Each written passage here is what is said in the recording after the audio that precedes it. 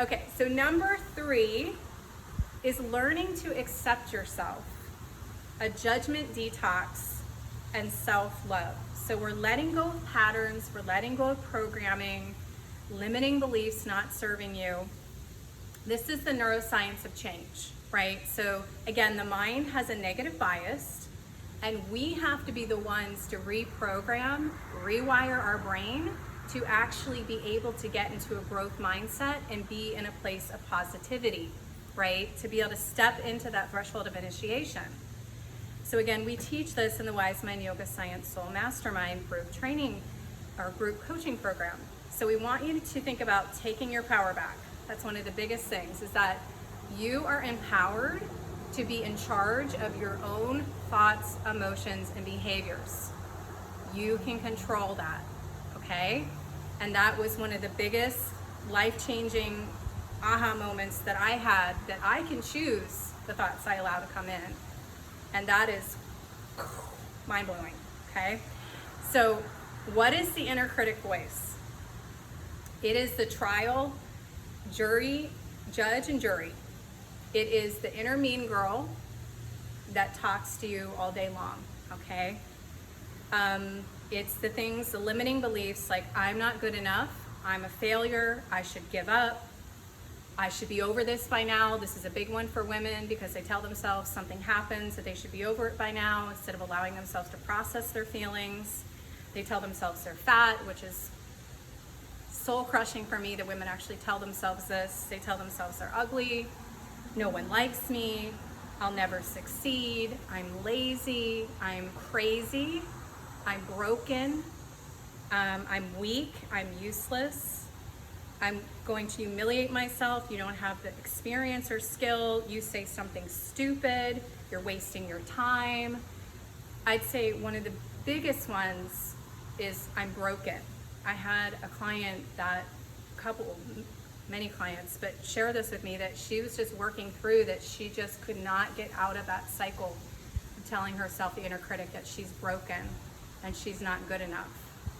And that she's stupid is another big one, which you'd be really surprised how many women tell themselves that. Like, even if you think about like telling yourself that, even kidding, right? Like even under your breath. I know I used to do that. Like, oh, you're so stupid, right? But you're allowing your inner critic to tell yourself that. So 90% of our subconscious thoughts, right, run all day long, is unconsciously.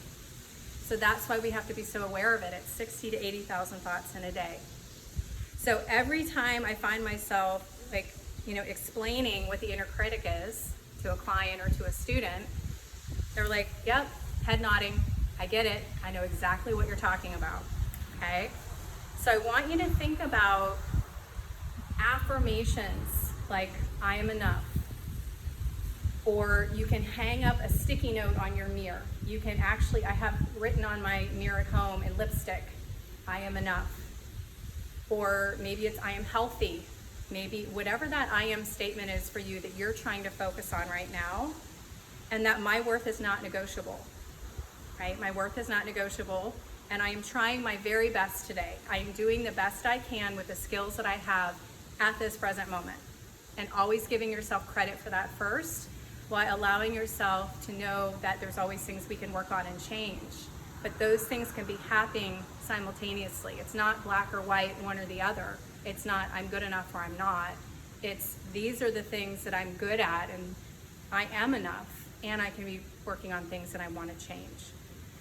So we want to think about naming your inner critic, okay? So you can actually have some humor with it, and naming it means that you can quickly identify it and then start to move away from shame and beating yourself up and move towards kind of humor. So Brene Brown refers to it as her gremlins, for example. So that's kind of a funny name, right? To kind of put some humor around it so it's not so wicked. Others I've heard is the nag, the terminator, the wicked witch of the West. And you can shift the way you relate to the inner critic. So you can almost think about viewing the nag, for example, as an over-caring, overzealous old friend, right? That the inner critic from a neuroscience perspective is just there to protect you.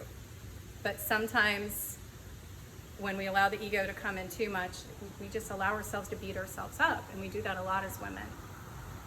So I want you to take a moment to close your eyes, okay? And I want to just guide you through this visualization.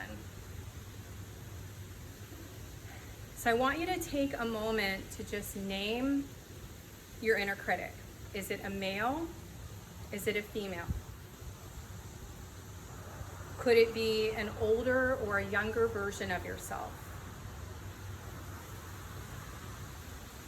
Could it be a coach? Could it be a parent?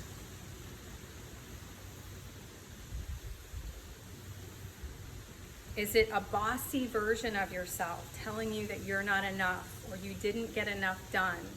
Or who do you think you are, that imposter syndrome? The inner critic also can be that taskmaster that tells us we never get enough done. So again, what does it look like? What does it sound like? What is its tone of voice? Maybe it's just a black cloud or a figure outline. Maybe you don't see a person, and that's okay. So I want you to imagine just pulling back the curtain like the Wizard of Oz, like Dorothy did in the Wizard of Oz, and gave the power to the great Oz, right? So we give the power to the inner critic thoughts. So the great Oz was not so powerful behind the curtain, right? We choose to allow the toxic thoughts to come into our mind, and we must be the guards at the gates of our mind. So what words are we allowing to come in? What thoughts and patterns of thoughts and emotions are we allowing to come in? And would you say that to a friend? Again, would you say that to a friend? Whatever that thought is that the inner critic is telling you. If the answer is no, I invite you to talk to your inner critic as if he or she is standing right in front of you.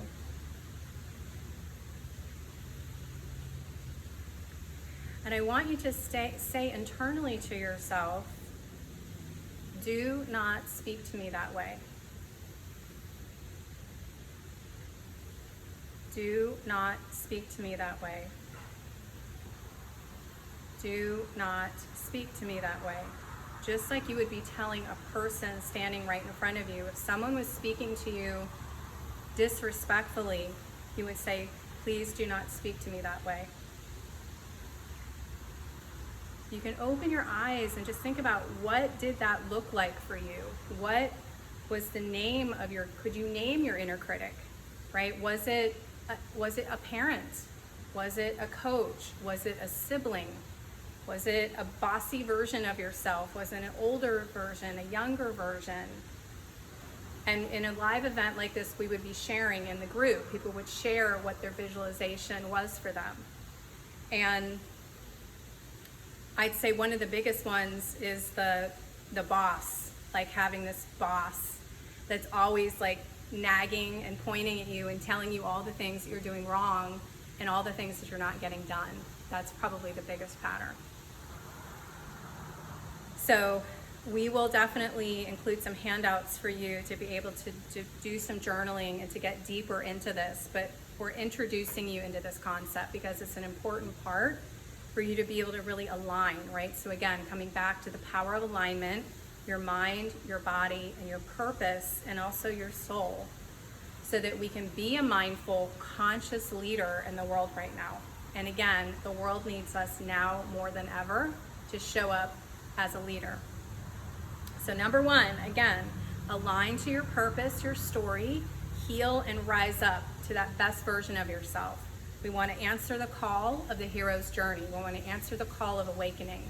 Number two is becoming a vulnerable, transparent leader with discernment, someone who's strong and surrenders.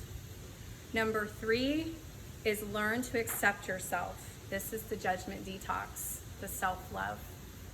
And so with those things and with the tools like yoga and meditation and breath work and mindfulness, That is the body and the mind and the soul component of aligning yourself. There's that alignment piece. And again, we're quieting the mind, we're moving the body. And once we go through that process, then we can start to really tune in to what our purpose is and what our dharma is and how we can then execute it, how we can bring it out into the world to help other people, right? And that's what a servant leader is. So thank you for being here with us. Thank you for being online with us here globally, and just can't wait to continue to spread this message to everyone because it's so, so important and it really changes lives. So namaste. Thank you so much. Oh my God.